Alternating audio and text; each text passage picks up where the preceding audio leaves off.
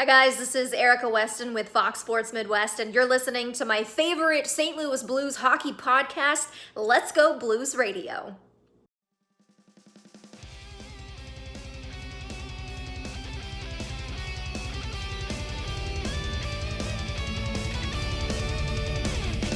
Hi there everyone, I'm Haley Wickenheiser, and this is Let's Go Blues Radio, Past to the Future.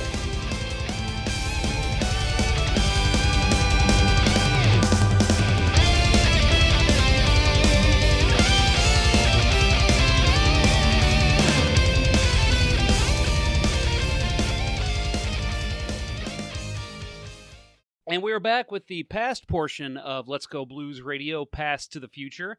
I've been joined by some pretty awesome people so far for this whole process during the COVID-19 break. We've talked about this gentleman that we've had on with Ken Wilson and Bernie Federko.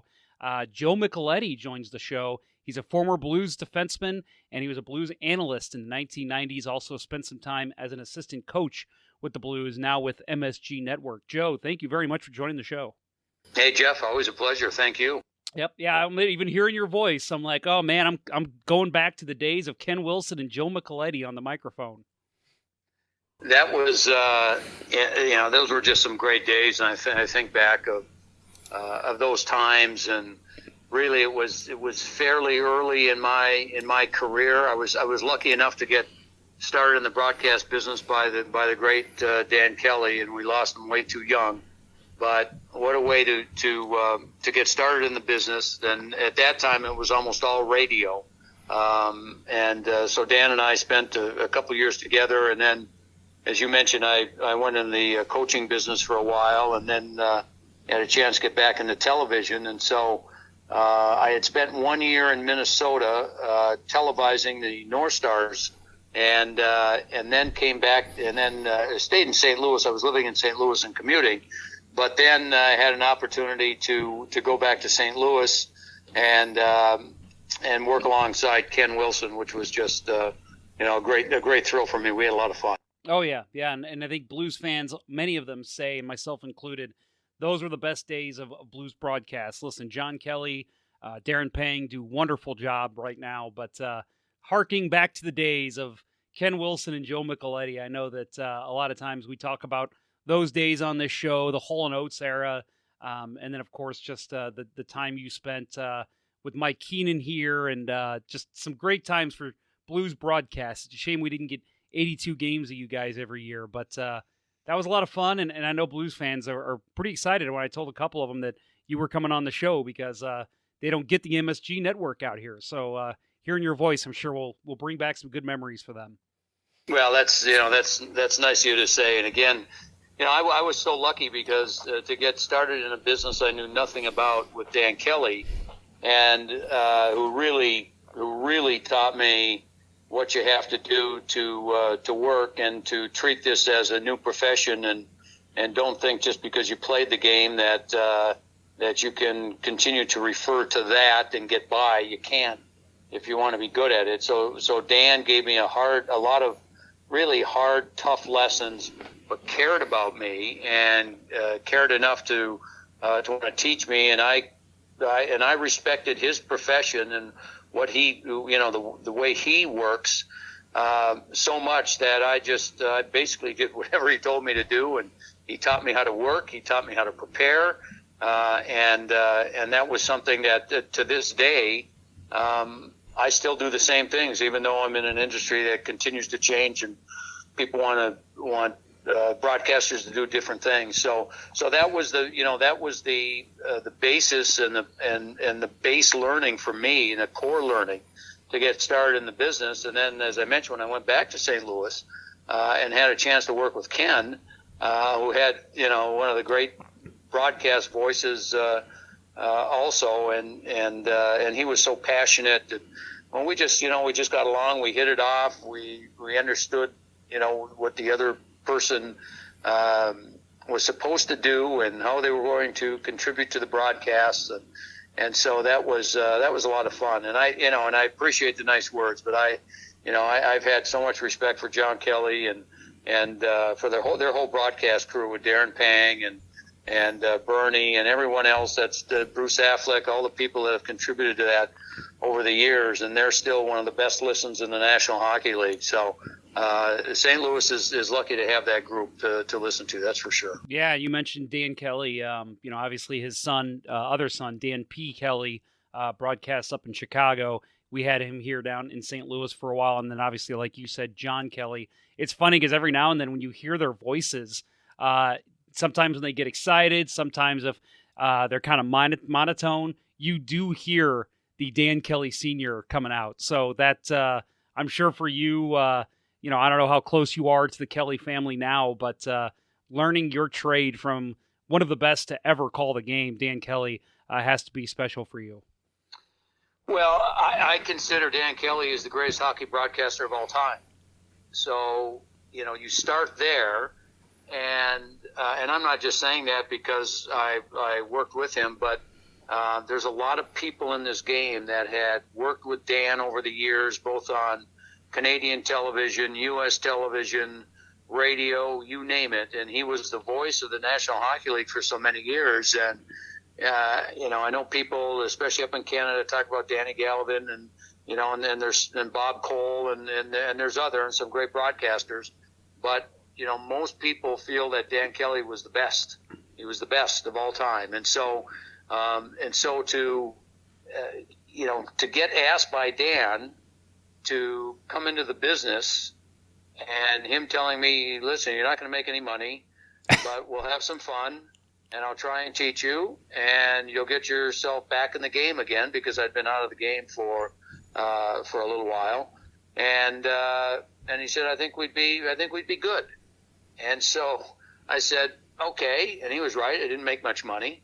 And, but his way of teaching me, and I was wide-eyed, and I really did want to learn. I didn't want to be regarded as just another ex-jock that would go up to the broadcast booth and tell everybody how great I was, and which I wasn't. But I wanted to learn a new profession, and I wanted to use whatever experiences I had to help that. But I never wanted to be a player that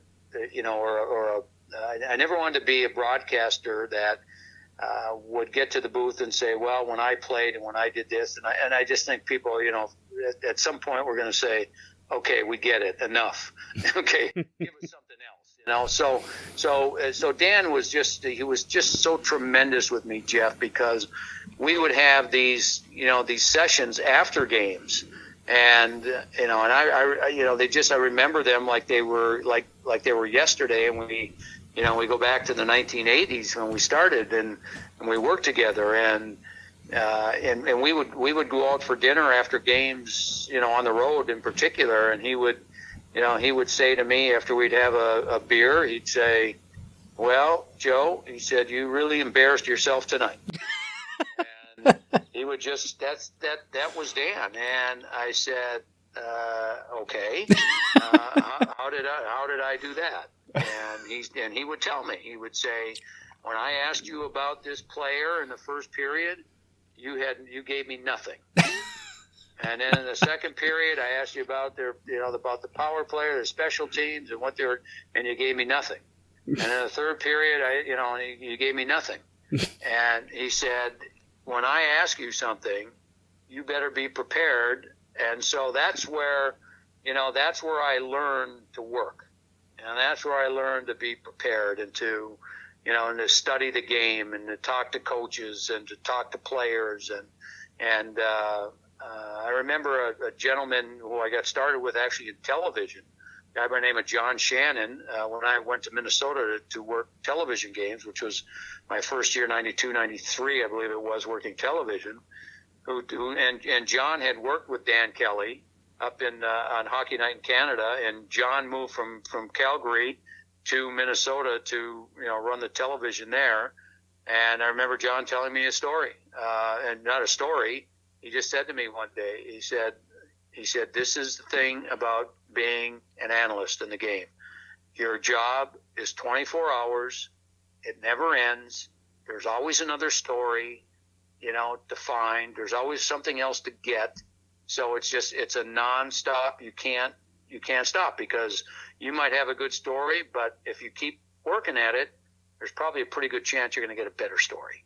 Right. And so I was really fortunate to start with Dan, then to get that help from John Shannon, who was our producer, and then to move on and work with Ken and all the other people. I mean, I've been lucky enough because most of the people I've worked with have all been Hall of Famers. So that makes it a pretty fortunate position for me. Yeah. When we had Ken Wilson on, I asked him, why in his opinion, why people thought you and Ken did such a good job on the call together.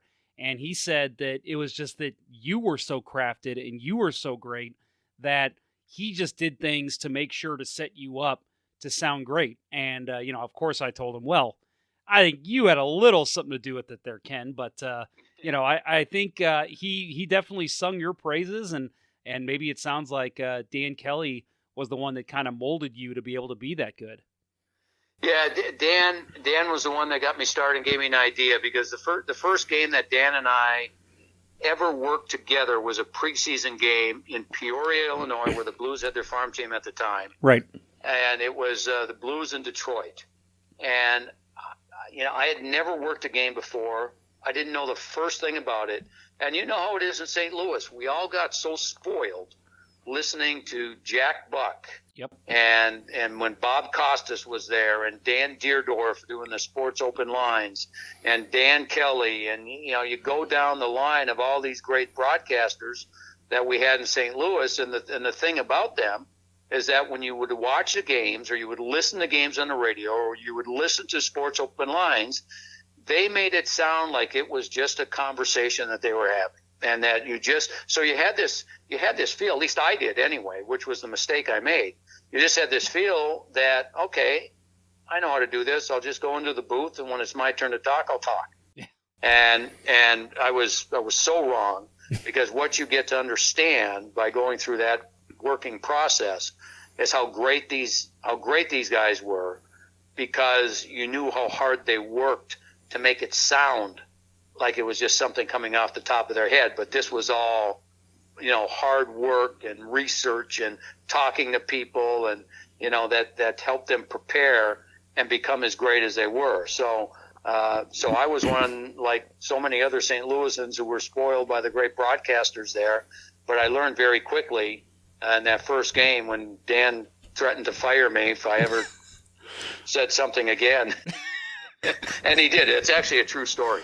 And I'll tell it to you briefly, because I know I'm rambling on here, but when you ask me about these things, there's so many things that come to mind, and I get so appreciative of all the people.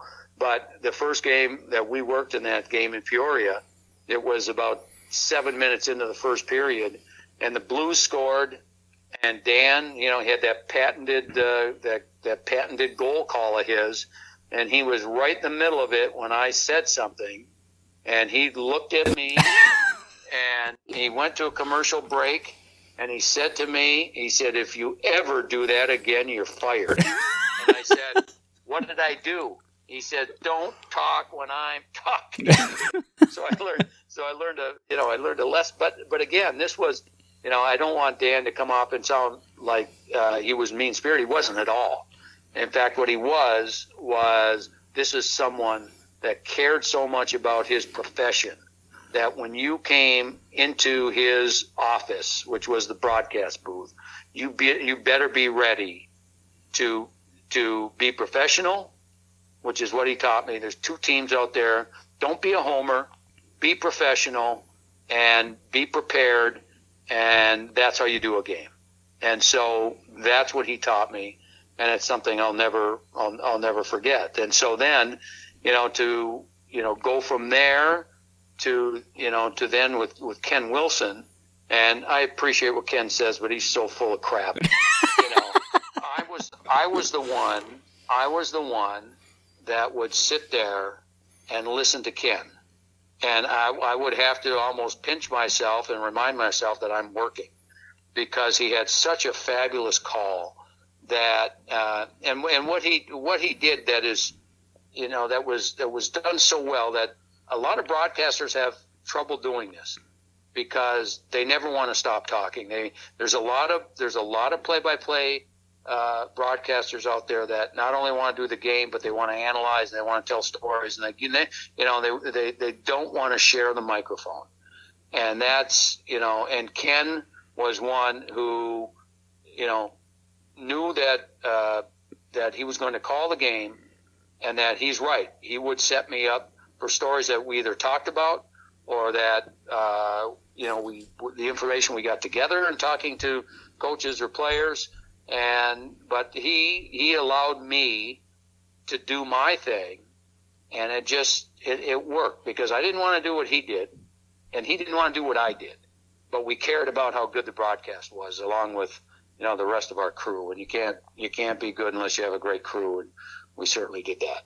Yeah, no, 100%. Like I said, I think the entire production of watching old 90s games of the Blues was something to behold. I mean, really kind of, to me at least, ahead of its time in terms of the coverage that we got here in St. Louis. We were spoiled. You're seeing it more now, the kind of analyzing of the game you see. But back then, you watch other broadcasts, it wasn't always like that. And I think Blues games, it definitely was, with Ken's just fluid, good voice on the microphone, and then your analyst's skills coming into play. Definitely made it something worthwhile for Blues fans. And I wanted to go ahead and ask you about when you left St. Louis in 1998 to join the New York Islanders. What made that decision for you? I know that you had, like you'd said, kind of made St. Louis home at that point. What made you decide to go work for the Islanders? Well, it was interesting times, because what had happened was that in 1998, while I was doing Blues games, that February, I was working the Winter Olympics in Nagano, Japan. And while I was at the Olympics, I received a call from Madison Square Garden, and they asked me. They said, "Listen, we know your work. We'd like you to come to New York and work with us." And I said, "To do what?" And they said, "We want you to be the analyst on New York Islander games." And I said, "Well, you already have an analyst." And they said, yes, but we're going to make a change. And I said, "Oh, wait a second. Eddie Westfall, who was the analyst for those games, was a good friend of mine. And, I'd gotten to know Eddie over the years, and he had the job. And, I in this business, there's always somebody waiting to take your job." Right. And so I said, "Well, that job's not available." I said, "Have you told Eddie this, or have you had that conversation?" And they said, "Well, no." I said, "Well, listen," I said, "Eddie's a friend of mine, and I'm not going to talk about a job that's not available." So that was the end of the conversation. So then what happened was it was either in June or July, I believe it was July, about 5-6 months later, I get a call again from them.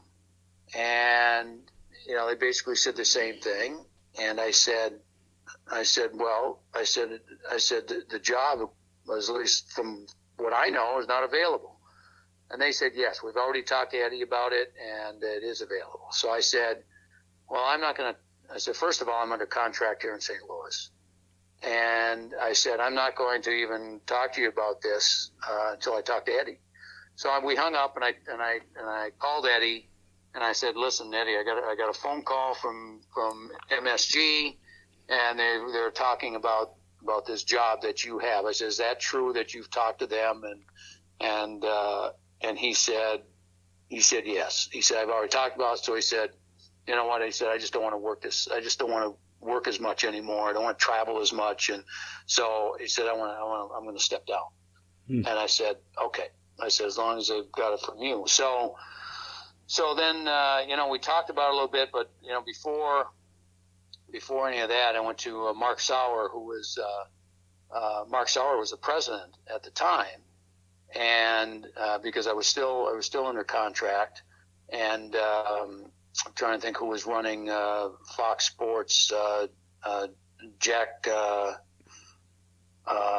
anyway, Jack was I'll think of his name here in a second, but he was running Fox Sports, and so I first went to Mark, and I just said, Mark, I said, I got a phone call about going to New York and working for Madison Square Garden. Jack Donovan, by the way. Yes, Jack Donovan. Okay. Thank you. Yep. Thank you. I apologize to Jack. That's okay. For forgetting that. But so I said to Mark, I got a call. And he said, Joe, if Madison Square Garden ever called me to go work for them, he said, I would go. That's what he said. He said, it's one of the great opportunities that you'll ever get. He said, because the old saying is true. If you can make it in New York, you can make it anywhere. Yeah. And he said, it's the media capital of the world, and if they want you for a reason. So he said, if you work that out, he said, you know what? He said, he said, you can go with my blessing. And so I said, okay, thanks. And that was really kind of Mark. And I didn't know what I was going to do at the time. I mean, this was all, my kids were young. My daughter was 9. My son they were 11 and 13. My daughter was 11. My son was 13. My wife from St. Louis, kids born in St. Louis. We've been there a long time. It was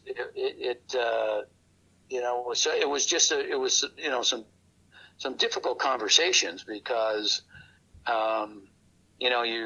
I'm thinking of this opportunity that I had, and I'd already done some national work for Fox and a few Olympics and that kind of thing, and so this was just, and so we talked about it. We thought, what?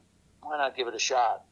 Why not give it a shot? So that's what happened. It was tough because I was working for A.G. Edwards in the brokerage business and the investment business in St. Louis, and was with some wonderful people, and of course working with Kenny and the crew we had. And Tommy McLaughlin, God rest his soul, was our producer for Blues games, and Tim Pabst, who is now the producer, was on our crew, and we just had a fabulous crew, and St. Louis was such a great place to live that it was really, really difficult, and so I kind of thought about what Mark said, and I thought, what, the opportunity will probably never come up again, and so we decided that's how it worked, and they said, they gave me their blessing, and allowed me to get out of my contract and give it a shot in New York. So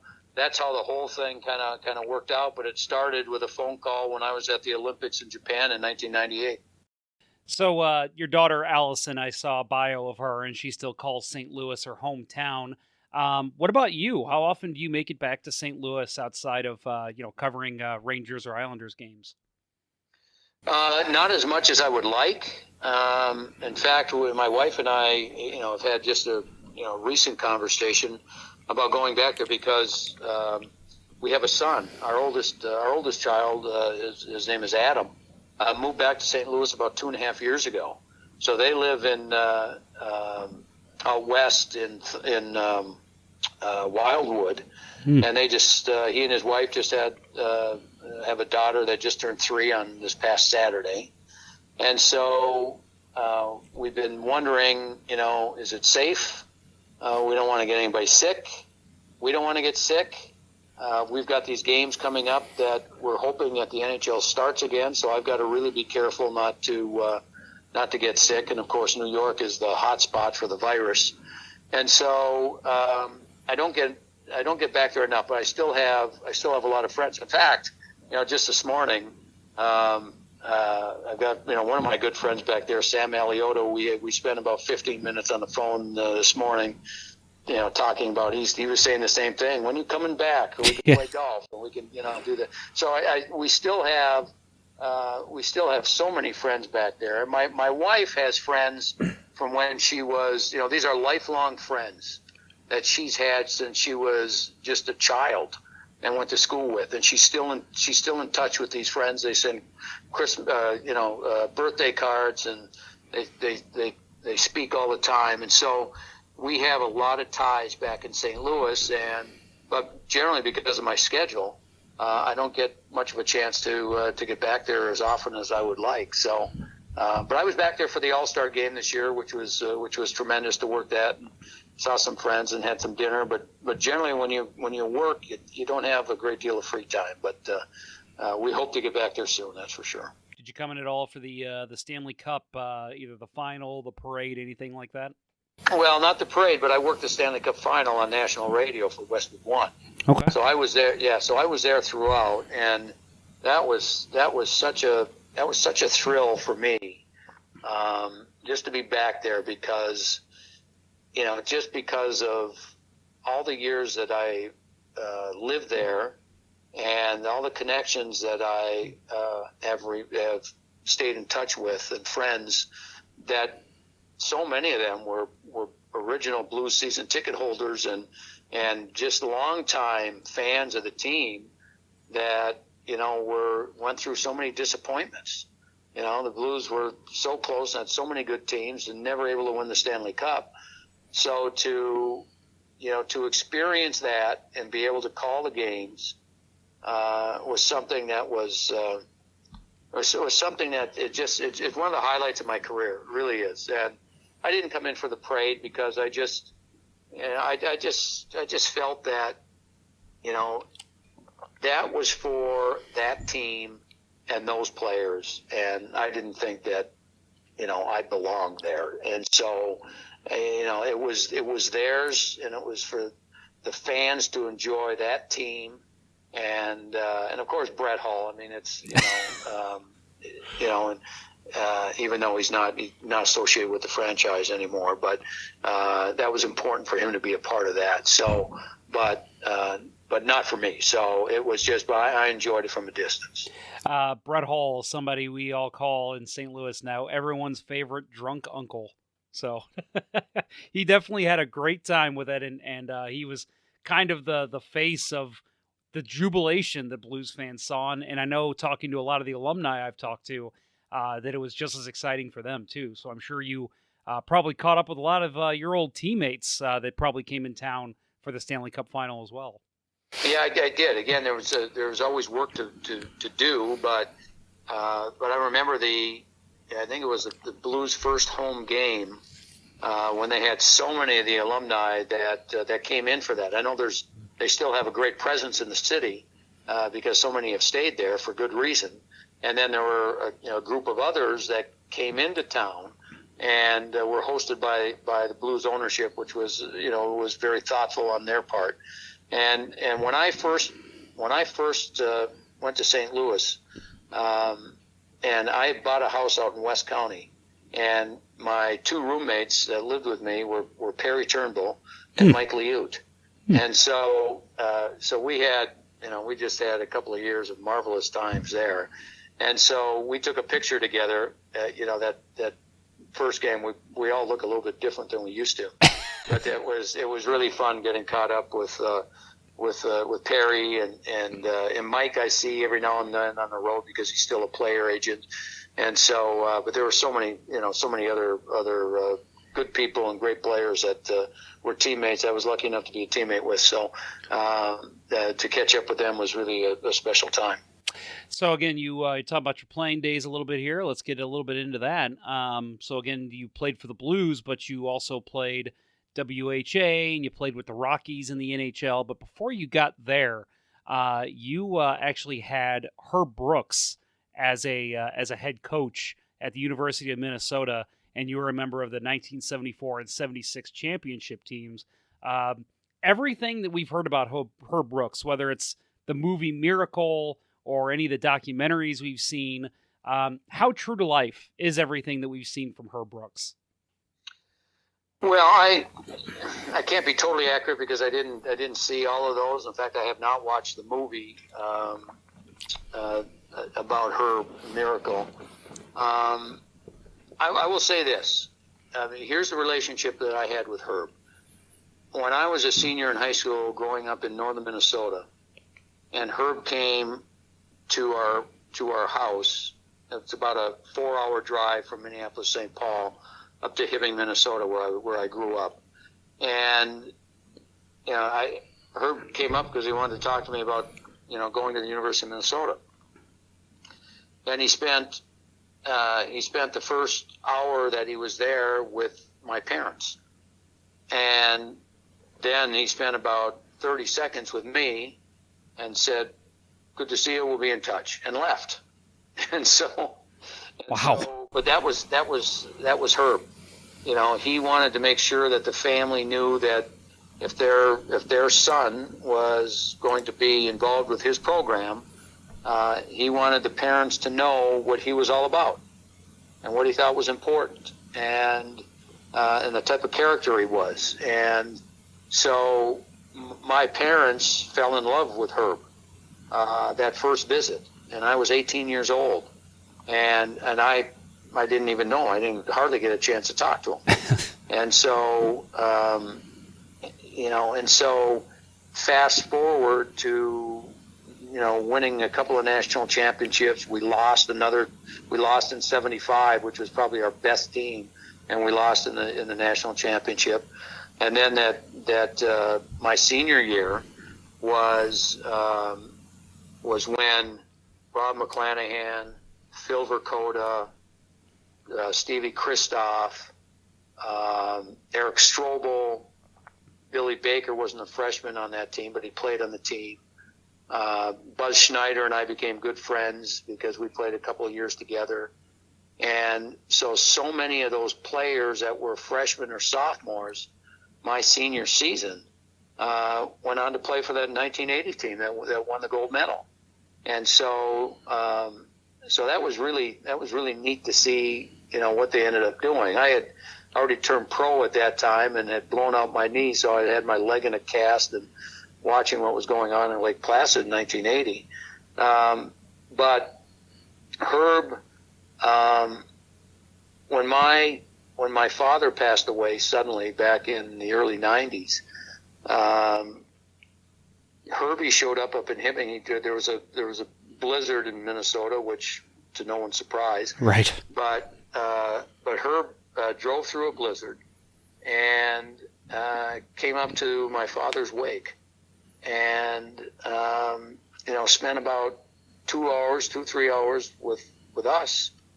And this was in early April, so he was still working, at things to do, but he took the time to do that, and so he became like a brother to and I'm one of nine kids, so he became like a brother to my brothers and my two sisters, and he was like a son to my parents. And so he did that. It's something I'll never forget.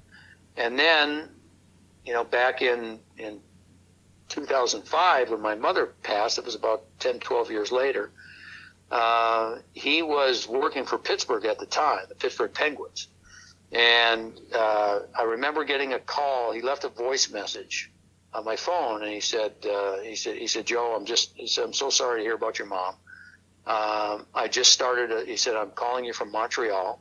I just started a 3-week scouting trip for Pittsburgh, and I'm sorry, but I'm not going to be able to be there." And that's the message he left. So guess what? A day later, wake up in northern Minnesota, and we get another snowstorm, and guess who shows up?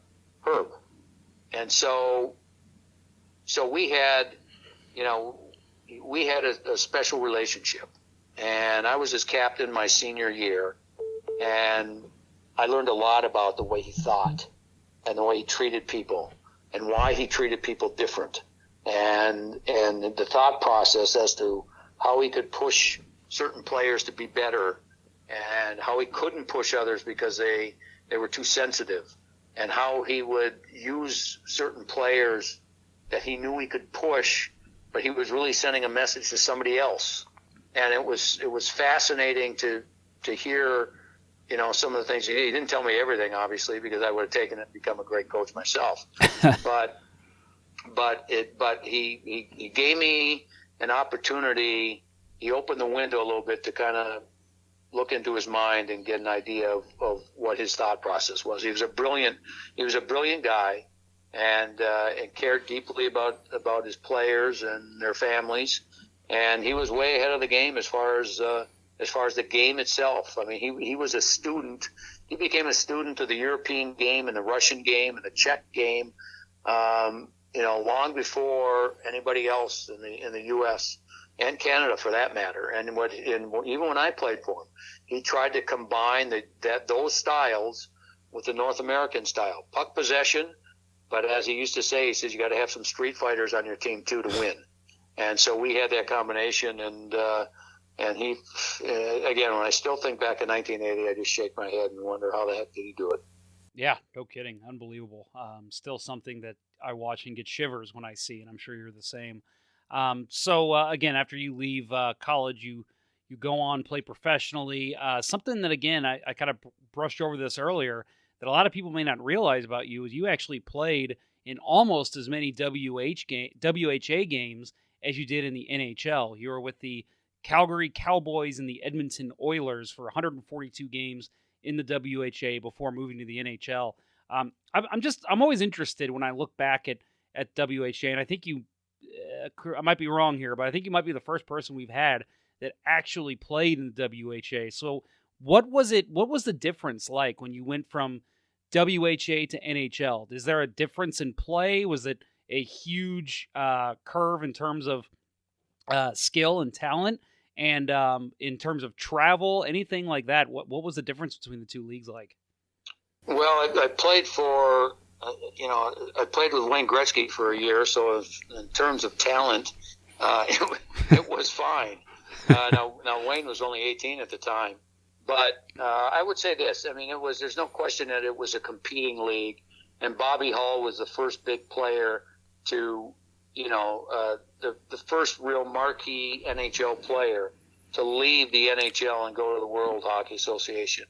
And he went to Winnipeg and formed a line with two fabulous players in Ulf Nielsen and Anders Hedberg, two great Swedish players that later on had wonderful years with the New York Rangers and were tremendous players, and Lars-Erik Kjellberg on defense. So the league was an excellent league. Were there as many, high-end top players in the World Hockey Association as there was in the National Hockey League? No, there weren't. But you know what it was? It was a league where it gave me an opportunity to play. And the reason I say that is because, I was drafted. My rights were owned by the Montreal Canadiens in the National Hockey League. And at the time, they were, they had gone through, winning 4 consecutive Stanley Cups. And I played defense. And here's who Montreal had on defense. I won't name all of them because I can't remember, but I'll just give you a few names. Larry Robinson, Guy Lapointe, Serge Savard, Brian Engblom, Bill Nyrop, who was a Minnesota kid, and there were probably a few others. So here I was, and Montreal offered me a contract, but they offered me a 2-way contract. And the contract was, if I made their team, they would pay me $75,000 a year. If I didn't, then I'd play in the minors and make $25,000. And so I looked at that lineup and I asked myself, what are the chances that you're going to unseat one of these defensemen who are just on the verge of winning 4 consecutive Stanley Cups? So now Calgary and the World Hockey Association, that had my rights, said, listen, we'll give you a 1-way contract. And we'll pay you $40,000. We'll give you a signing bonus. They gave me a $15,000 signing bonus. I thought I was rich, and a contract that paid me, I believe it was $40,000, $45,000. A 2-year contract. But it gave me an opportunity to go there and play, and to see if I could play. Because Herb Brooks told me before I left, he said, "You better take that contract." He said, "Because you're not going to make it anyway, so you might as well take the money." So, which was part of the way Herb liked to challenge me. So I went to Calgary. I played, I don't know, about 22 games. It was after it was in March. I joined them after we lost out in the playoffs with the University of Minnesota, and so I played for the end of the season. Then Calgary folded. I ended up going to Edmonton for 2 years, and it was a fabulous experience. Glenn Sather was our coach. He had just coach and general manager. As I mentioned, Gretzky ended up joining us. We had a cast of characters that Glenn would bring in, veteran players. Ace Bailey, God rest his soul. We lost him in 9/11 on one of the airplanes, but he was one of our players.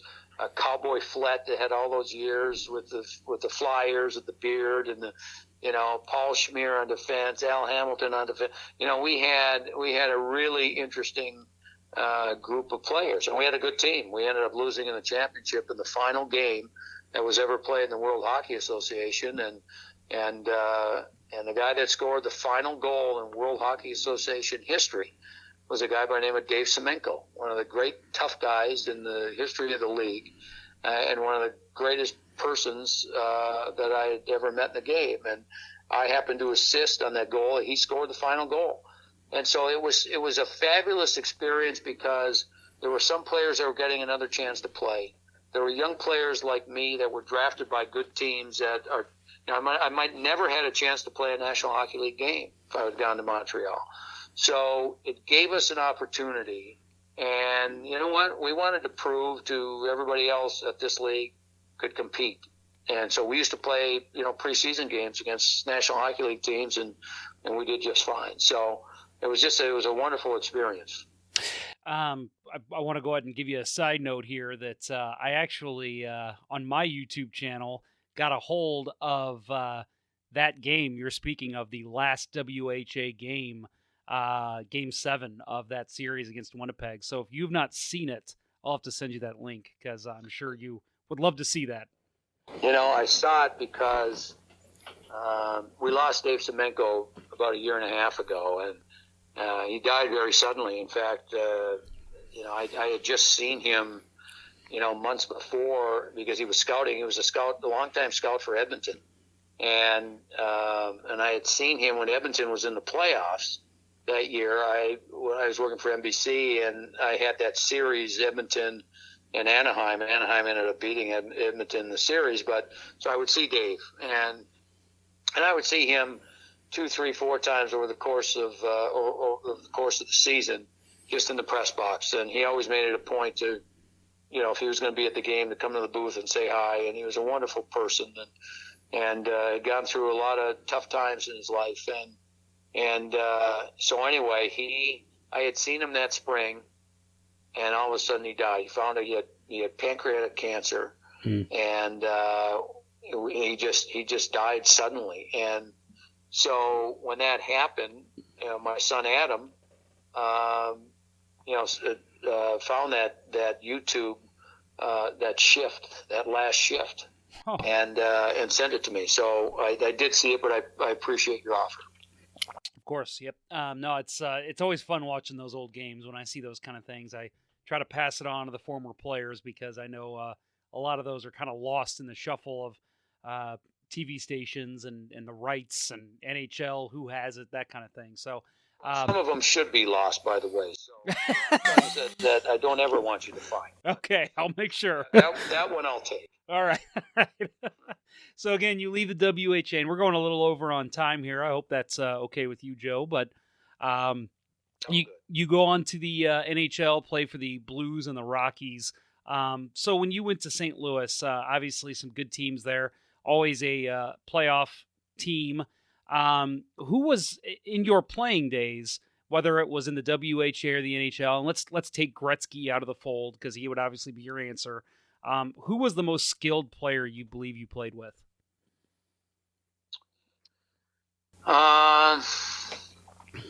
That's a good question, but I would say that, and Wayne was just an 18-year-old, and so we found out how good Wayne was when we would have these after practices, we would bring the nets into the blue lines and play 2-on-2 or 3-on-3 after practices, we'd do that for hours. And then that's when we found out how good Wayne really was, because he was just an 18-year-old at the time and had a big target on him.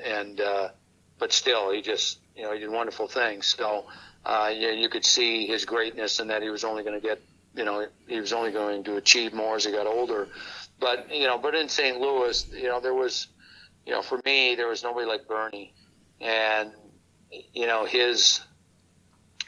he could do so many great things, and but the subtlety of some of the things that he did on the ice was really impressive. How he could take a hit behind the net, protect the puck, and then make a great pass to somebody.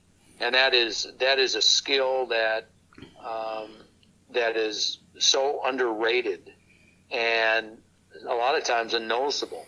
But the great players have ways to do things like that, and thinking ahead, and yet in the middle of chaos and everything happening so fast, and it being a physical game, and especially back then when the game was played so much differently than it is now, where you could hook and hold and chop people and do all that, and so. So I think, the greatness of players, I think, shows when they're having a bad night and they're not playing like they normally do, and they're still a factor in the game. And that's what Bernie would do. And so, he was certainly complimented with Brian Sutter, on his left wing, and Brian could do so much, and including help protect Bernie physically, but just his intensity and Brian was a good goal scorer, as when you look at his stats. And so he could create space for Bernie. And then Bernie had a few, at least when I was there, had a few other, Blair Chapman on his right side, Tony Curry on his right side, and Wayne Babbage every now and then. And so he was to me the most talented player. And then of course, the years Mike Liut had in goal in St. Louis were just fabulous. This was a guy that you just shook your head at when it looked like it was going to be a sure goal by the opposition. Somehow, he just never ever gave up on a play, and that's why he was so beloved in St. Louis with the way he played, and so beloved by his teammates because of all the pucks he stopped. So in 1987, again, you retired from the NHL a little before that. You joined the Blues as an assistant coach with Jacques Martin behind the bench. Next year, you mentioned Brian Sutter. You coached under him. Spent 4 years as an assistant coach. So I wanted to ask you if there's any chance of if you think you'd ever want to get back behind the bench, or are you happy where you're at as a broadcaster? Yeah, not at this point, and I don't say that with a negative slant towards coaching, because there were some things about it that I loved, and it was, and again, that opportunity only came up because Barclay Plager got sick, and when Barclay, now I was fortunate enough because my first year in St. Louis, Barclay was the head coach, and then he flip-flopped places with Red Berenson, and I loved playing for Red also. And so Barclay was so great when he had time as an assistant to work with, and especially and Barclay was never known as a great offensive player, but he was a really smart coach when it came to the power play, and taught me an awful lot about the power play and how to run it, and what you should be thinking and where to get to the different places on the ice. And so when Barclay got sick, that left a void in the coaching staff, and so I was asked if I was interested in taking that role, and so I did. I left the broadcast booth and took that role, and I really enjoyed it because it was back in the old days of when technology was so much different, and I would take the game tape, the old VHS game tape, home with me. And I would stay up until 1, 2 o'clock in the morning, breaking down the tape, and then you'd have to physically mark, the numbers on the counter, that, where you wanted to show something, whether it was a forecheck or a power play or whatever it was. And that was, the old grinded out ways of using videotape to help coach. And so then you could have some good one-on-one time with players. And so that was, I enjoyed that. I think the thing that, with me, I was so used to basically being my own boss, both in the investment world and even the broadcasting I was doing. I mean, I had no restriction. I mean, when I was with Dan Kelly, I mean, he told me this is, as I mentioned and told you some of the stories, that I was learning how to work, but I didn't have anybody telling me what to do.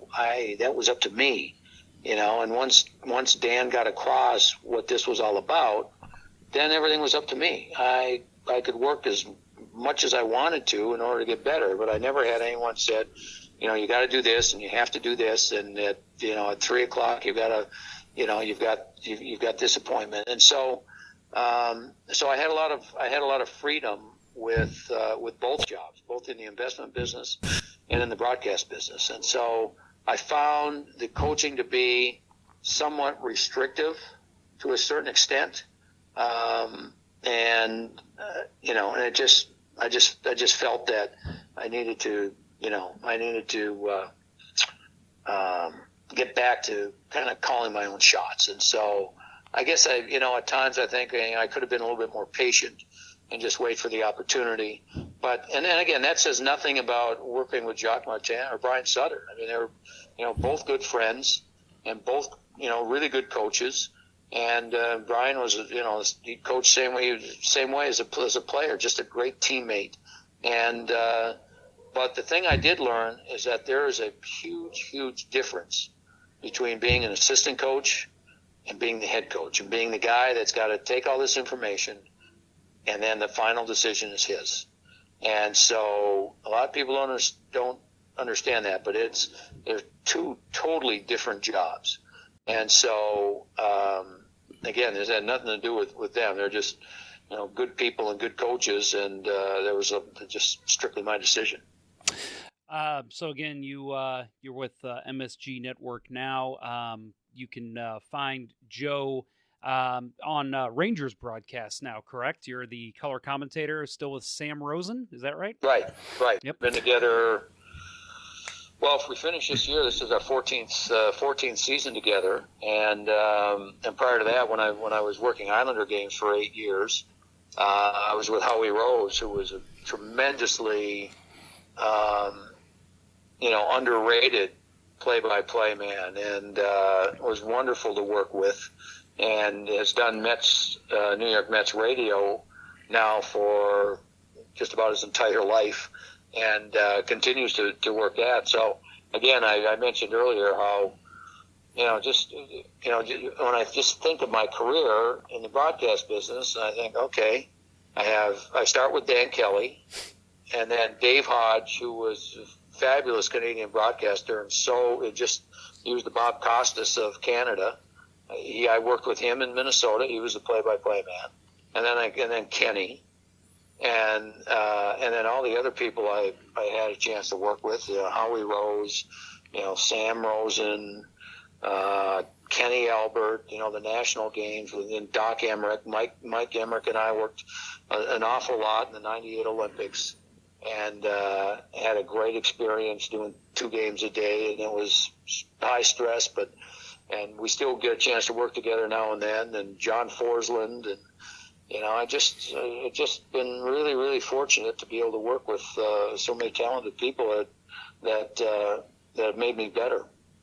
Yeah, and I wanted to ask you that. So you mentioned the Olympics, 94, 98, 2002, 2006, and 2010 is what I have listed. I'm sure you've probably I don't know if you were involved in the 14 or 18 Olympics, but no. 2010 was the last Olympics I worked. Okay, so you've done a lot of Olympics, obviously covered a lot of good NHL teams.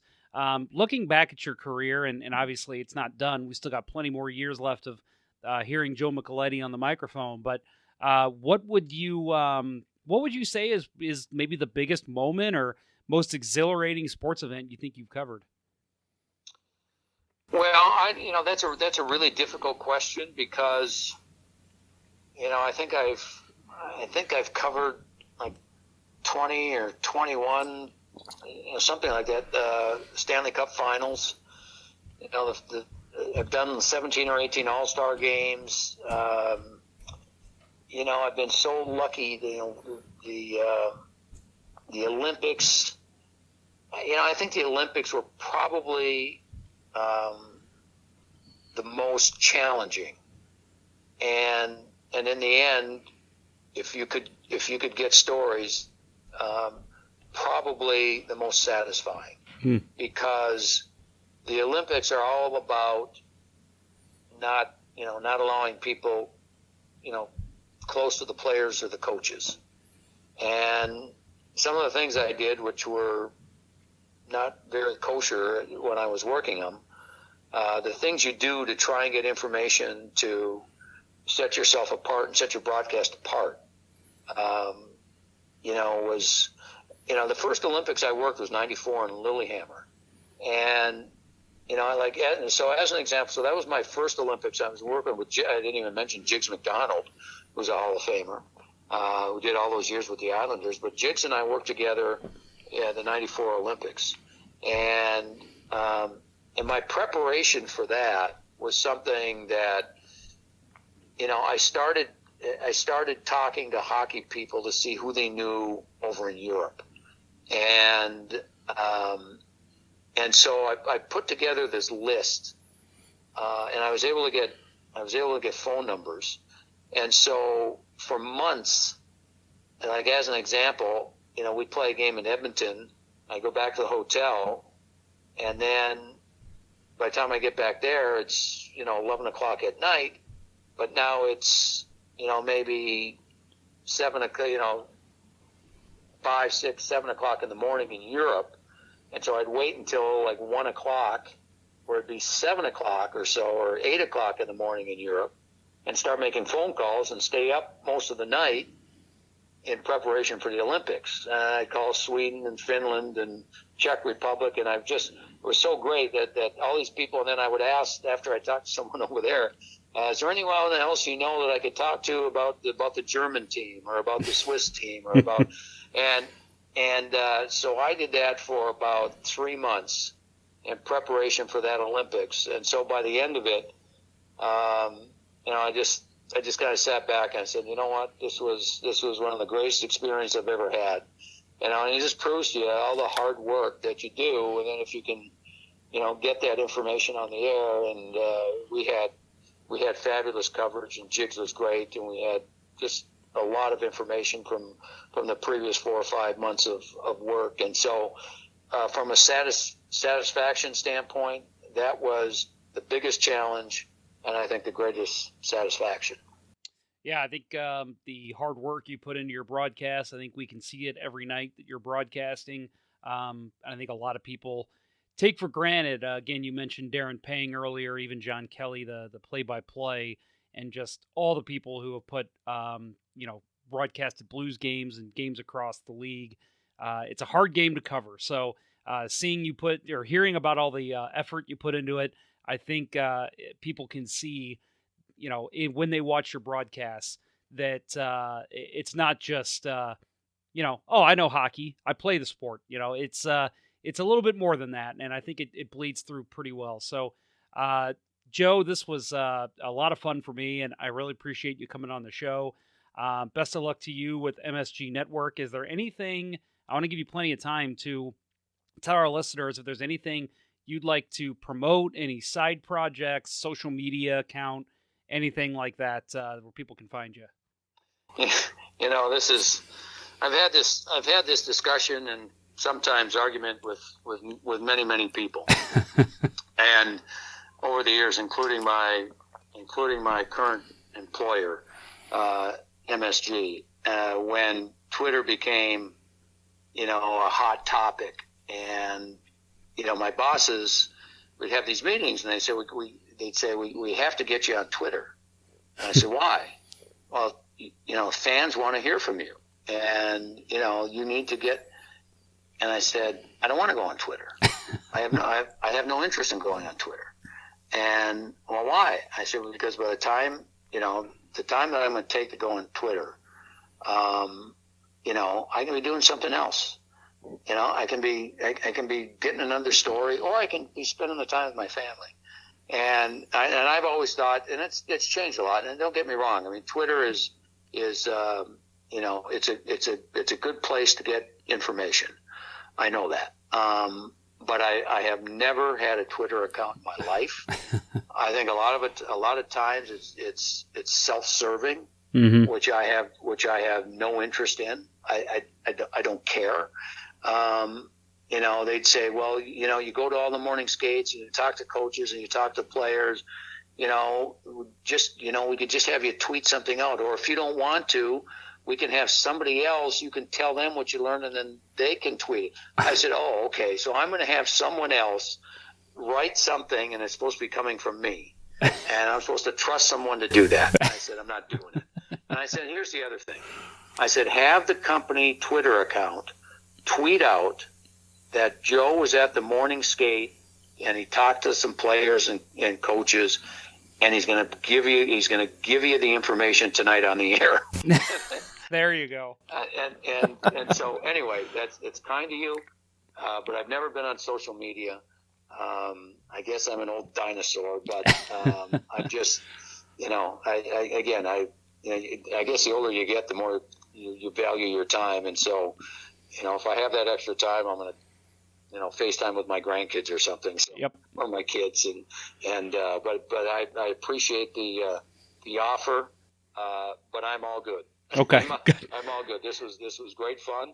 And I thank you for giving me the opportunity to talk about a lot of great people in St. Louis and some wonderful experiences that I had. And so that to me is what it's all about. And I appreciate that. And I'm good with everything. Thanks. Awesome. Yeah, we look forward to hearing some of your calls. And for anyone who has NHL TV or the Center Ice package, I'm not even sure if that's what it's called anymore for cable subscribers. Make sure if you get a chance to watch MSG Network, tune into Rangers games. Again, Joe is with Sam Rosen, who is a fantastic call himself. Always good to hear from former Blues analysts as well. So, Joe, thank you very much for coming on the show. It's been a lot of fun. Thank you very much, Jeff. Thank you. I really appreciate it. Thanks.